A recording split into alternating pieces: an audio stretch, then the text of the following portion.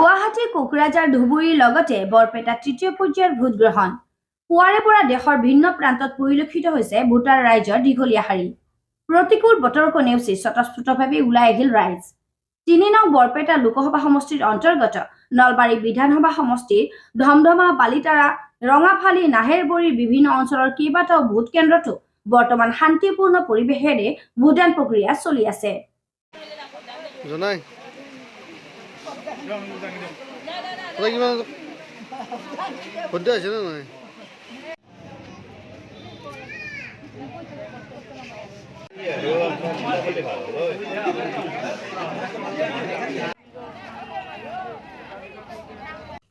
আজি ৰাজ্যখনত 4টা লোকসভা সমষ্টিত অনুষ্ঠিত হয় তৃতীয় পৰ্যায়ৰ ভোটগ্ৰহণ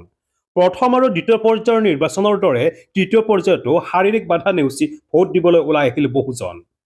বহুজন শতায়ুকৰকা ভোটাৰেও সাব্যস্ত কৰিলে ভোটাধিকাৰ নিৰ্বাচন আয়োগে বৃদ্ধ আৰু শাৰীৰিকভাৱে বাধাগ্ৰস্তসকলৰ ভোটদানৰ সুবিধাৰ বাবে বিভিন্ন ব্যৱস্থা গ্ৰহণ কৰিছে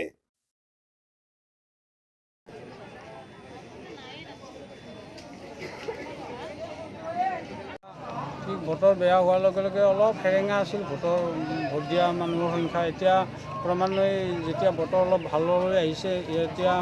দেখিছোঁ আমি আমাৰ এই মহিলা ভোটগ্ৰহণ কেন্দ্ৰত বহুতো ভোটাৰে শাৰী পাতি ৰৈ আছে নিজৰ ভোটাধিকাৰ সাব্যস্ত কৰিবলৈ এয়া আমাৰ 3 নং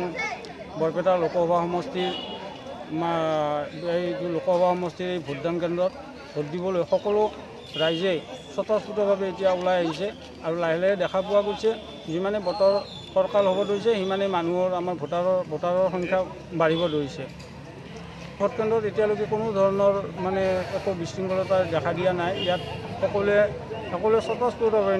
নিজে শাৰী পাতি একেবাৰে ধুনীয়াকৈ নিজৰ ভোটাধিকাৰবিলাক সাব্যস্ত কৰিছে